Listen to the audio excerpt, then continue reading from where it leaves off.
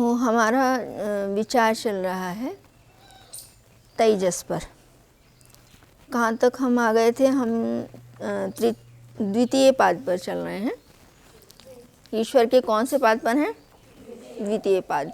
और द्वितीय पाद में हमने अभी तक विचार जो किया है वो किया है स्वप्न स्थानो अंतः प्रज्ञा सप्तांगा एकोनविंशति मुख प्रविविक्त भुक् तेजसो द्वितीय पादः।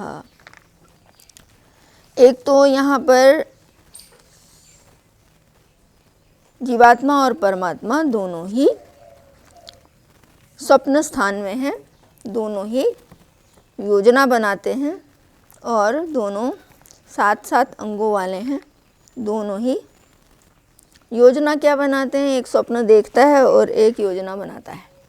ऐसा ही था ना? और दोनों के 19 मुख हैं और दोनों इससे अतिरिक्त और क्या कर रहे थे वो? अब उनकी प्रविविक्त भोग था उनका, वो भी हमने स्पष्ट कर लिया था। अर्थात वो पृथक होकर अब जान रहा है भीतर अंतः प्रज्ञा से, और जीवात्मा वो इन संबंधों से अब पूरी तरह पृथक है। और जो ईश्वर हैं वो क्या कर रहे हैं? प्रविविक्त भुक् के क्या अर्थ बताए थे? वे विवेक पूर्वक पदार्थों को रचने की योजना बना रहे हैं। ऐसा ही था ना? सारी व्यवस्था मुझे कैसे करनी है, कैसा उनका विभाग करना है, कैसे उनको रखना है, कितनी मात्रा में कहाँ क्या होना है, किसके लिए कितना करना है, किन जीवात्माओं को मोक्ष से आना है, वो सारा अभी उस पर और विचार करते हैं। इससे आगे जो था उनका नाम आना है अब दोनों का, वो क्या है? तेजस। तेजस उनका नाम है। किस धातु से बना है ये? तेज निशान है। तेज निशान है। और यहाँ पर तेजस उनको कहा है इसलिए क्योंकि यहाँ ईश्वर अपने विचार में जो गति दिए हुए हैं, प्रकृति को दे रहे हैं, शुरू करने जा रहे हैं, उसके कारण, उनकी गति के कारण यहाँ पर अब तेजस्विता आ गई है। प्रकृति किस ओर उन्मुख होने को अब प्रवृत्त होने को तैयार है? सृष्टि की ओर। तो उस कारण से यहाँ पर उनका जो स्वरूप बताया है वो तेजस बताया। एक तो तेजस का अर्थ ये होगा यहाँ कि ईश्वर स्वयं प्रकाश स्वरूप है। स्वप्न में जीवात्मा भी अपनी ही स्थिति से है, वहाँ चला रहा है मन और उनको गति दे रहा है, और वो भी एक तरह से अपने स्वरूप में बैठा हुआ भी उनको चला रहा है। बाहर के संबंध तो नहीं है लेकिन गति दे रहा है और उसमें तेजस्विता है। और इधर जो ईश्वर हैं उनका क्या है? वो भी ऐसे ही कर रहे हैं। वो क्या कर रहे हैं? वो अपने विचारों को अब प्रधानता देकर अपने स्वयं प्रकाश स्वरूप हैं। एक तो ये आएगा सीधे सीधे कि वो स्वयं प्रकाश स्वरूप हैं, और दूसरा वो आगे प्रकाशशील पदार्थों को उन्होंने बनाना है। महर्षि ने इसका बहुत सुंदर अर्थ किया है। उन्होंने कहा तेजस में सत्यार्थ प्रकाश के पहले समोल्लास में है ना ये नाम, तो उन्होंने कहा कि ईश्वर स्वयं प्रकाश स्वरूप हैं और सूर्य आदि तेजस्वी लोकों के भी प्रकाशक हैं। तो अब यहाँ जो स्वप्नावस्था है जिसमें वो योजना बना रहे हैं, उसमें एक तरह से वो क्या कर रहे हैं? इन लोकों के निर्माण के लिए उन्मुख कर रहे हैं प्रकृति को, इसलिए गति दे रहे हैं। और गति देने के साथ वो स्वयं भी तेजस्वी हैं उस रूप में। इस दृष्टि से उनका नाम क्या रख दिया यहाँ पर? तेजस। बीच की अवस्था है अभी पूरी प्रकृति शांत भी नहीं है, प्रलय में भी नहीं है और पूरी जागृत स्थिति में भी नहीं है। तो बीच की स्थिति को दर्शाने के लिए अभी ये किया हुआ है कि वो इस स्वरूप में है जहाँ स्वयं भी प्रकाशित हैं और इसको गति देने की तरफ भी बढ़ रहे हैं। उसको शुरू प्रारंभ कर चुके हैं, गति देने को योजना बना चुके हैं, व्यवस्था कर चुके हैं। तो अब इसका यदि हम सार देखते हैं द्वितीय पाद का, तो क्या मुख्य रूप से बातें आती हैं हमारे सामने? मुख्य बात सबसे बड़ी ये आती है, स्वप्न तो हमने भी देखे थे ना, इस अवस्था में स्वप्न देखे थे और ईश्वर ने भी योजना बनाई थी, स्वप्न उनका भी था। कल्पना उनकी भी थी, लेकिन उनकी कल्पनाएं, उनके संकल्प, उनके स्वप्न तो यथार्थ थे और यथार्थ होंगे। वैसे ही बनेगा ना सब कुछ। और हमारी स्वप्न, हमारी कल्पना स्वप्न वाली अयथार्थ थी और वो प्रायः अयथार्थ ही रहेगी, क्योंकि जो भी कुछ हम स्वप्न में करते हैं वो पूरा होता है क्या? नहीं होता। और विशेषकर निद्रा वाला स्वप्न तो प्रायः अयथार्थ ही होता है। यदि हो जाए पूरा तो उसमें बहुत समस्या आ जाएगी, क्योंकि हम उसमें बहुत कुछ उलट पुलट करते हैं। लेकिन ईश्वर स्वप्न में भी ऐसा नहीं करते, अर्थात उस अवस्था में भी जहाँ वो स्थित हैं, वो स्वप्न स्थान है उनका, वहाँ पर वो पूरी तरह तब भी यथार्थ है, सत्य पर ही स्थित हैं। उनकी कल्पना, उनका ज्ञान विज्ञान, उनका सब कुछ यथार्थ है। यद्यपि पूरी योजना हो रही है, उनकी तैयारी पूरी हो रही है, सज्जा काल है वो सृष्टि को बनाने का। और दूसरी बात इससे ये भी आती है, जो ये हम सोचते हैं कि निद्रा के बाद हम नहीं रहेंगे, क्या पता मरने के बाद नहीं रहेंगे, ऐसा होता है ना।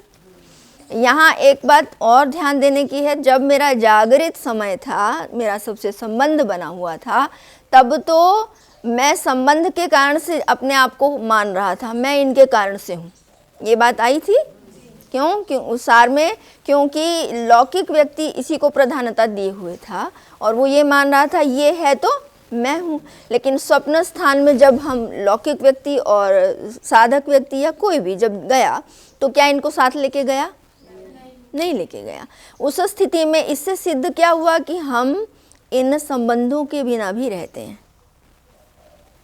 जो सबसे बड़ी समस्या मेरे साथ बनी हुई है वो क्या है? इन संबंधों को जोड़ने की, रखने की, सतत इनके साथ जुड़े रहने की। मैं सतत यही चाहता रहता हूँ ना, लेकिन इस स्थिति में क्या सिद्ध हो रहा है? स्वप्न स्थिति में ये सिद्ध हो रहा है, यद्यपि मैं अभी इससे पूरी तरह पृथक नहीं हुआ, वासना वाले संसार को मैं स्वप्न में भोग रहा हूँ, लेकिन ये बाहर वाले तो मेरे साथ नहीं है। अर्थात मैं उस स्थिति में भी रह सकता हूँ, फिर होता हूँ ना। जो हम ये सोचते हैं कि क्या पता तब क्या होगा उस स्थिति में, जबकि हमारे पास ये साधन नहीं रहेंगे, तो उसका ये प्रमाण है कि मैं तब भी बड़े आराम से रह सकता हूँ। क्यों? नींद में सुख नहीं होता क्या? होता है ना। सपने देखते हुए भी सुख होता है ना। तो इसका ये अर्थ हुआ कि इन संबंधों के बिना मैं अधिक सुखी हूँ और हो रहा हूँ, वहाँ पर ईश्वर के साथ हूँ ना मैं, निद्रा में, स्वप्न में। अभी पूरा नहीं छूटा है मुझसे लोक अभी है, किंतु मैं इनके बिना सुखी हो सकता हूँ। और ईश्वर तो इससे एक बात ये भी बहुत बड़ी आती है कि जो ये सोचा जाता है कि अपने आप ये बन जाता होगा, वो ऐसा भी नहीं है। कोई भी बहुत बड़ा कार्य यदि हम करते हैं तो उसको बहुत पहले से विचार लेते हैं, तो ईश्वर भी इसकी योजना बनाते हैं। ऐसा महर्षि ने संकेत फिर किया है इसमें। इस संकेत से ये सिद्ध हो रहा है ना कि ईश्वर स्वप्न में बनाते हैं योजना। ये मैंने कल आपको बताया था।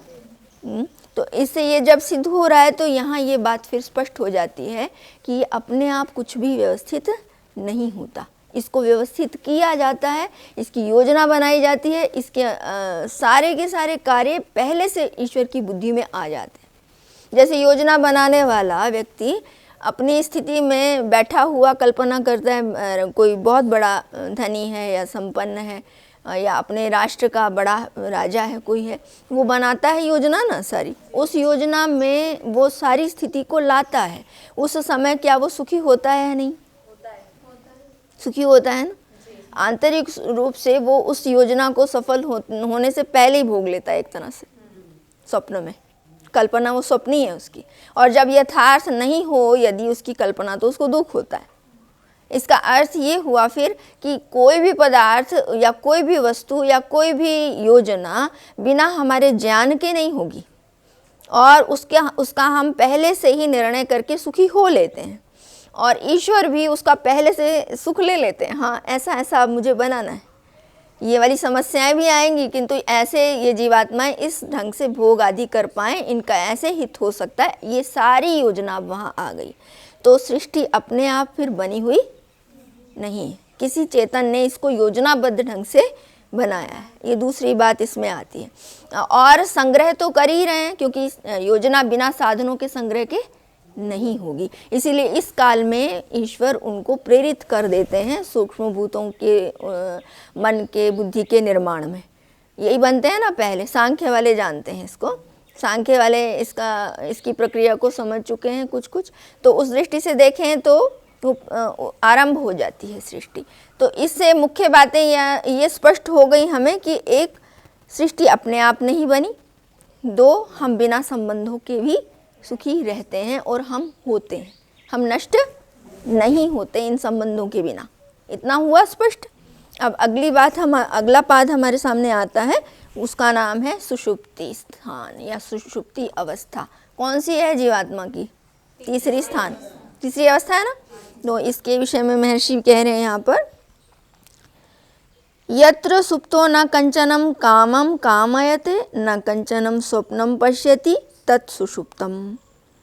पहले उन्होंने सुषुप्ति अवस्था को खोला है, जहाँ सोया हुआ कोई ना तो किसी कामना को करता है और ना ही कोई स्वप्न देखता है, वो अवस्था क्या है? सुषुप्ति अवस्था है। आप सब इस अवस्था में पहुँचते हैं? प्रतिदिन पहुँचते हैं? और देखो बच्चे कह रहे हैं हाँ सबसे अच्छी यही होती है, सबसे अच्छी यही होती है ना। कोई समस्या नहीं, कोई इच्छा नहीं, कोई कामना नहीं, कुछ नहीं करना, सबसे बड़ा आनंद। और कहा जाता है यदि किसी भी योनि के प्राणी को ये अवस्था ना मिले कुछ दिन तो जीवित नहीं रह सकता। ये ईश्वर की बहुत बड़ी कृपा है जीवात्माओं पर।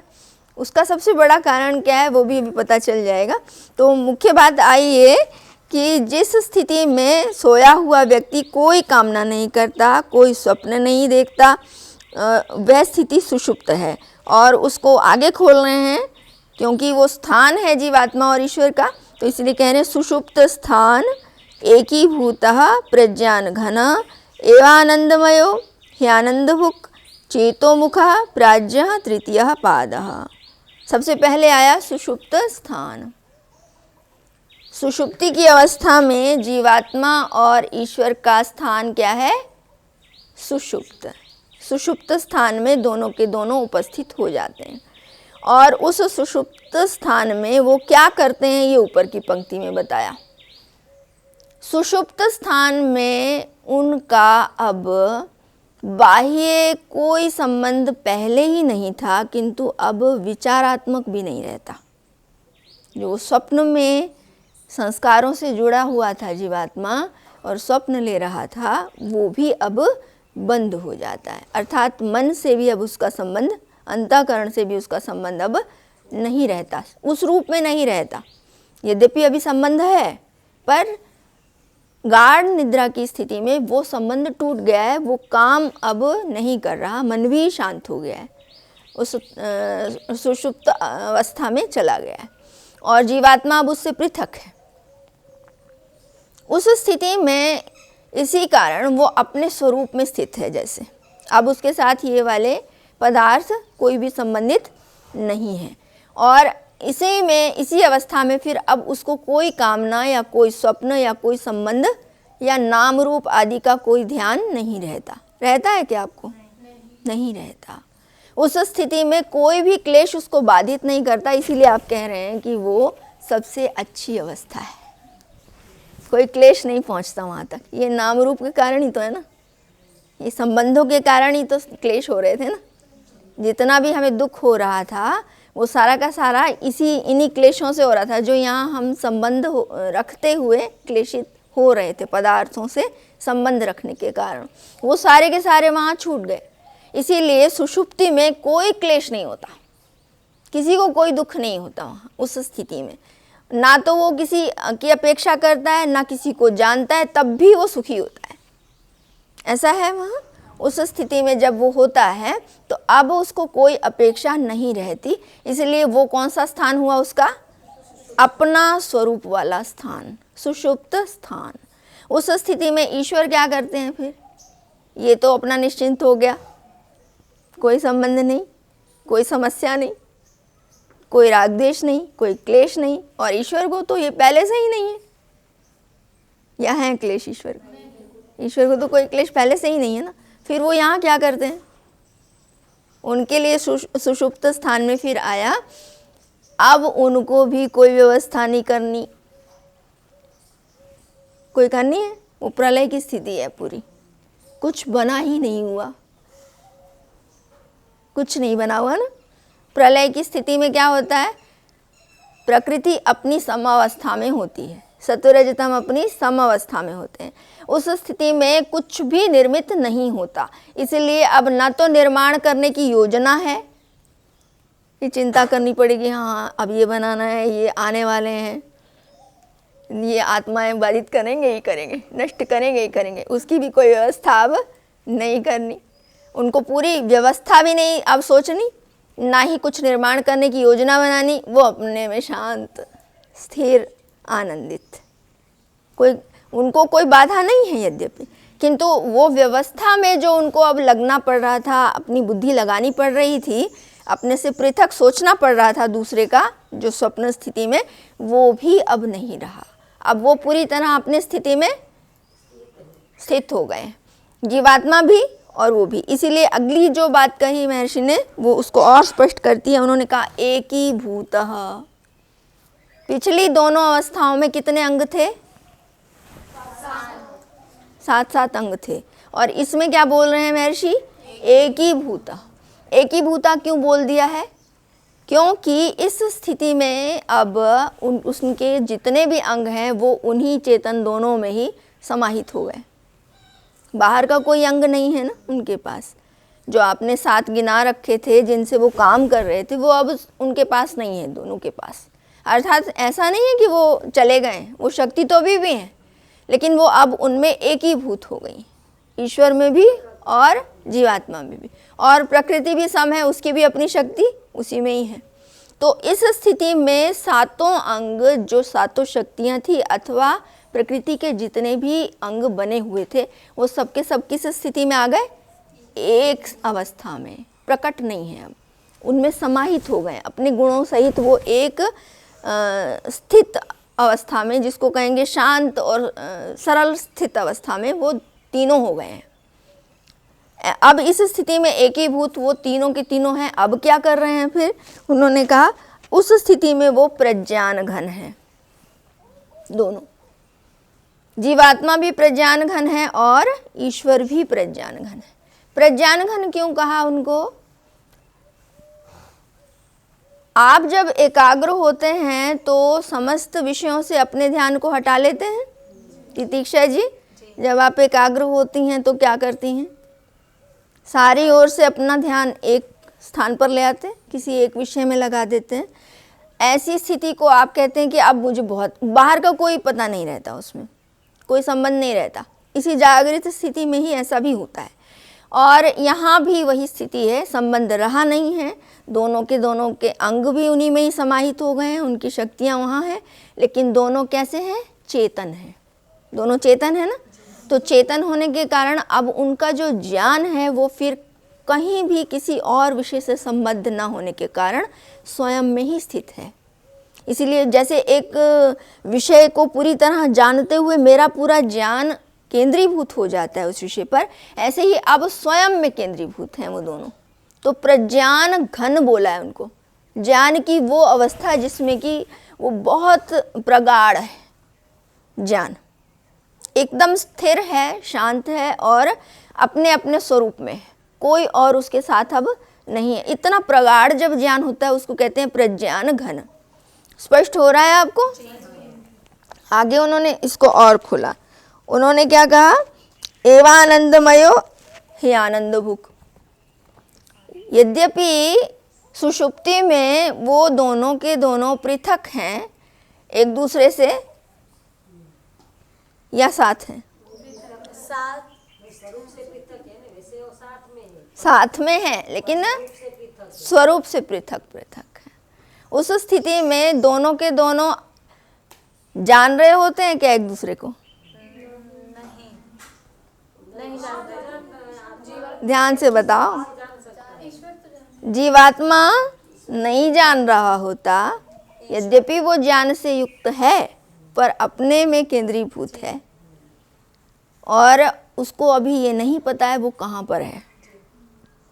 उसके ऊपर प्रकृति का प्रभाव अभी उस रूप में है। यद्यपि वो छूट गया है संबंधों से, लेकिन वो ये नहीं जान रहा है कि मैं कहाँ पर हूँ, किस स्थिति में हूँ। हैं? बेहोश भी नहीं है, क्योंकि वो जान रहा है। जब वो उठता है तो क्या कहता है? बहुत अच्छी नींद आई आज तो। बहुत अच्छी नींद आई, बहुत अच्छा लगा। ये ज्ञान हुआ तभी तो बोला ना उसने। ऐसे तो नहीं बोल सकते आप, बिना ज्ञान हुए कैसे कह देंगे कि हमको अच्छा लगा? नहीं कह सकते। ऐसी स्थिति भी तो आती है जब हम कहते हैं कि आज अच्छी नींद नहीं आई, अच्छा नहीं लगा, आज भारी भारी है, मस्तिष्क थका हुआ है, ऐसा भी तो बोलते हैं। तो इसका ये फिर अर्थ हुआ कि पहले भी ये बात आ चुकी है कि आत्मा सो नहीं रहा था, वो जाग रहा था। वस्तुतः वो सोता ही नहीं है। सुषुप्त स्थान में आकर भी उसकी प्रज्ञा, इसीलिए प्रज्ञान घन शब्द दिया है ना उन्होंने, वो एकीभूत हुई हुई है, अर्थात वो अभी भी जाग रहा है, वो सोया नहीं है। स्वप्न देखते हुए भी वो जाग ही रहा था, क्योंकि वो स्वप्न देख रहा था।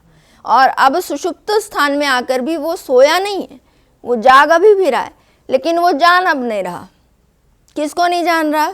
संबंध तो कोई है नहीं, संबंध टूट गया है। अच्छा, इसमें एक विशेष बात ये भी है, सुषुप्ति स्थिति में शरीर का बिल्कुल बोध नहीं रहता, बिल्कुल कोई संबंध नहीं रहता। शरीर कहाँ पड़ा है, मैं कहाँ हूँ, कैसी स्थिति मेरी है, कोई उस समय में कुछ कर रहा है आसपास में, वो भी ध्यान नहीं रहता। कान, आंखें सब निश्चेष्ट। तो एक तरह से ये अपने आप में शरीर उस स्थिति में आ जाता है जो वस्तुतः इसका यथार्थ स्वरूप है। पूरा जड़ है ना, इसीलिए प्राज्य से एक अर्थ ये भी निकलता है, प्रजमा अज्य, प्रकर्ष रूप से अज्य, है ना ऐसा, जो बिल्कुल ज्ञान रहित है, वहाँ शरीर की ये स्थिति प्रकट हो जाती है। और दूसरा अर्थ भी है, विशेष रूप से ज्ञान वाला, वो भी प्राज्य का ही अर्थ है। अच्छा, प्राज्य शब्द बना किससे है?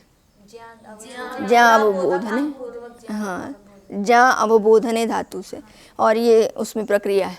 तो प्राज्य शब्द जब बना तो उसमें दोनों अर्थ लेने वाला ले लेता है। एक तो विशेष ये ही है कि उस समय जीवात्मा और ईश्वर विशेष ज्ञान युक्त हैं, लेकिन जीवात्मा की स्थिति पूरी ज्ञान युक्त उस तरह की नहीं है कि वो जान ले कि वो कहाँ पर है। वो वहाँ होते हुए भी ईश्वर को नहीं जान रहा है, स्वयं को भी नहीं जान रहा है। वो है अवश्य उस स्थान में, वो कैसे पहुंचा ये भी उसको नहीं पता है, या आपको पता है? अच्छा, आप कैसे सो जाते हैं? बस सो जाते हैं। आज तक किसी को पता चला है वो कब सो जाता है?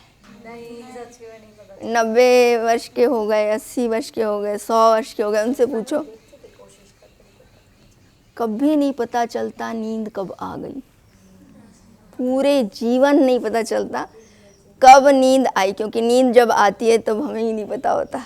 नींद तब तक नहीं आती जब तक हमें पता होता है, नींद तब तक नहीं आती है। और स्वप्न में फिर भी थोड़ा थोड़ा हम होते हैं, मन से जुड़ जाते हैं और दोनों क्रियाशील हो जाते हैं, लेकिन उस स्थिति में भी हमें पता नहीं होता है। और जो तीसरी अवस्था है ये वाली सुषुप्ति वाली, वो वाली स्थिति में भी हमें बिल्कुल पता नहीं होता हम कहाँ हैं। तो इससे ये सिद्ध हो रहा है क्या कि सुषुप्ति, निद्रा और स्वप्न में कोई और भी है हमको ले जाने वाला? बिल्कुल हो रहा है ना, स्पष्ट। जो लोग नहीं मानते कि ईश्वर हैं, उनको नींद कौन दे देता है? अपने आप तो ला नहीं सकते ना, अपने आप नहीं ला सकते तो फिर वो भी नहीं ला सकते और कोई भी जीवात्मा नहीं ला सकता। तो ऐसी स्थिति से ये भी सिद्ध हो रहा है कि वहाँ हमको नींद में ले जाने वाला भी कोई है। और हाँ, बिल्कुल सही बात, अभी यही मैं बोलने वाली थी, नींद में ले जाने वाला भी कोई है, नींद में उतने काल तक रखने वाला भी कोई है।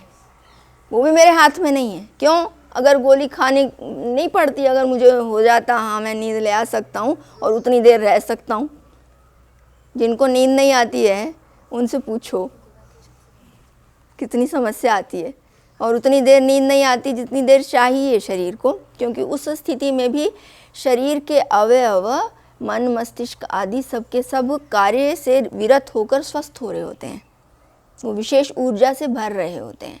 सुषुप्त स्थान की ये विशेष जो सुषुप्ति अवस्था है शरीर की, वो ये विशेष रूप से कार्य कर रही होती है, ये नहीं रुकी हुई होती है। यद्यपि हमारे अंग काम नहीं कर रहे हैं, लेकिन इसके अपने जो आंतरिक व्यवस्था ईश्वर ने हाथ में रखी हुई है वो तो सब चल रही होती है ना। आपके श्वास प्रश्वास चल रहे होते हैं, हमारा हृदय चल रहा होता है, हमारे जो शौच वाले अंग हैं वो अपने काम कर रहे होते हैं, पाचन वाले कर रहे होते हैं। तो इसका ये अर्थ हुआ कि व्यवस्था तब कार्य कर रही है, और उस स्थिति में मेरा कोई नियंत्रण नहीं है इस पर। और उस स्थिति में यदि नींद नहीं आए तो वो अपने अपने स्वास्थ्य वाले कार्य कर नहीं पाते, अपने को स्वस्थ नहीं रख पाते।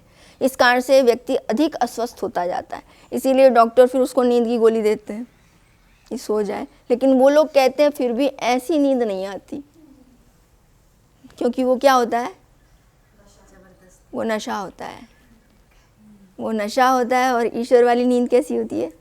आपको तो सबको बड़ी अच्छी आती है नींद, है ना। बहुत मेहनत, दिन भर में इतना परिश्रम करते हैं, इतना परिश्रम करते हैं कि जहाँ बैठे वहीं थोड़ी सी नींद इतने थक जाता है शरीर कि जहाँ बैठे अब थोड़ा सा चलो सुस्ता लिया, वे स्वस्थ हो गए, फिर से लग गए काम में। तो बहुत अच्छा है कि आप इतने परिश्रमी हैं। लेकिन हाँ, अब ये जो हमारी बात अंतिम, इसको यहाँ पर रखते हैं, पूरा करते हैं इस विषय को, कि इससे ये सिद्ध हुआ कि निद्रा का काल या सुषुप्ति का काल या स्वप्नावस्था का काल मेरे हाथ में नहीं है, और ये तीनों की तीनों अवस्थाएं या स्थान मेरे लिए ईश्वर ने निर्धारित किए हुए हैं। इतना हो गया। सुषुप्ति में, उस स्थान में ईश्वर को मैं जान नहीं पा रहा होता, लेकिन उनकी सन्निधि में होता हूँ।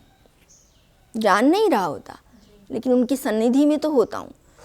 क्यों? क्योंकि उस काल में मुझे आनंद की अनुभूति होती है ना, आनंद की अनुभूति। अत्यंत सुख क्यों हुआ मुझे? क्योंकि वहाँ मुझे ये लग रहा होता है कि मैं बिल्कुल निश्चिंत हूँ। अब अनुभव, जो ज्ञान हो रहा होता है वहाँ पर, पूरी बाधाओं से छूटा हुआ हूँ, कोई दुख नहीं है उस स्थिति में। अपने आप में स्थित होते हुए भी भले ही नहीं जान रहा होता, लेकिन सुख को अनुभव कर रहा होता हूँ, आनंदमय अनुभव कर रहा होता हूँ। यहाँ पर जब सुख होता है जागृत स्थिति में अथवा स्वप्न स्थिति में, दोनों में सुख होता है ना। इन दोनों अवस्थाओं के सुख में और सुषुप्ति के सुख में कोई अंतर है क्या? अंतर है? क्यों जी, क्या अंतर है? जागृत वाली अवस्था में जो सुख होता है, उस स्थिति में सुख होते हुए मैं सुखी तो हो रहा हूँ, लेकिन उस समय हमें और भी समस्याएं रहती हैं बुद्धि में, पूरा सुखी नहीं हो पाते। सुख पूरा मिल जाता हो, बाधित होते हैं, ऐसा नहीं लगता कि पूरा मिल गया। हालांकि उस काल में हम होते हैं सुखी जैसा पूरा लग रहा होता है, मैं सुखी हूँ, बड़ा अच्छा लग रहा है, सुखी होते हैं, लेकिन फिर भी हम पूरी तरह नहीं होते। और स्वप्नावस्था में भी पूरे सुखी नहीं होते हैं, क्योंकि उस समय में तो वैसे ही कौन सी स्थिति है, आ रही है जा रही है, वो इतनी तीव्रता से हो रहा होता है, अपना नियंत्रण ही नहीं होता उस पर। इसीलिए उस समय में भी हम सुखी पूरे नहीं हो पाते। लेकिन इस स्थिति में, सुषुप्ति की अवस्था में, जो ईश्वर हमें अपने साथ लेते हैं अपने आनंद में, उस स्थिति में वो हमें पूरा सुखी करते हैं, पूरा आनंदित करते हैं, या नहीं करते? करते हैं जी। अच्छा, वो सूत्र कौन सा है जी सांख्य का? महर्षि ने स्वयं कहा, महर्षि कपिल ने इसका प्रमाण दिया कि वहाँ पर हमें कौन सा सुख मिल रहा है? मोक्ष रूपी समाधि में जो सुख मिलता है और मोक्ष में जो सुख मिलता है वो कैसा होता है? प्रश्न ये था, शिष्यों ने प्रश्न किया था। क्यों जी, यही किया था ना। उसमें क्या कहा महर्षि ने? और तो कोई उदाहरण दे नहीं सकते सुख का, नहीं दे सकते ना। यहाँ पर इतना वैसा विशेष सुख जो कि मिलने वाला है समाधि में। अभी समाधि में गया नहीं है, उसको प्रेरित करना है, समाधि में अत्यंत सुख है, वो कैसे बताएं? और मोक्ष वाला सुख, इतना बड़ा सुख, वो कैसे बताएं, तो छोटा वाला सुख दिखाते हैं, उसका थोड़ा सा सैंपल, जिसको आप कहते हैं डेमो, वो दिखाते हैं। क्या कहते हैं, प्रतिदिन जाते हो ना सुषुप्ति में, इसलिए महर्षि कहते हैं समाधि सुषुप्ति मोक्षेषु ब्रह्म रूपता, अर्थात समाधि में और मोक्ष में जो सुख मिलता है, वो ईश्वर की सन्निधि से जो सुख मिलता है, उसका थोड़ा सा अंश हम चख लेते हैं प्रतिदिन ईश्वर की कृपा से। अपने आप तो जाना आता नहीं है ना, तो हम ऐसा ही करते रहें, ईश्वर की सन्निधि में बैठकर ईश्वर के आनंद को हम समाधि में और मोक्ष में भी लेवें, इस आनंद सुषुप्ति वाले को जानकर। ऐसी ईश्वर से प्रार्थना है, आगे हम उन्हें मोक्ष में मिलकर आनंद लेवें। इस तरह अभी इसको यहीं विराम देते हैं। ओम शांति।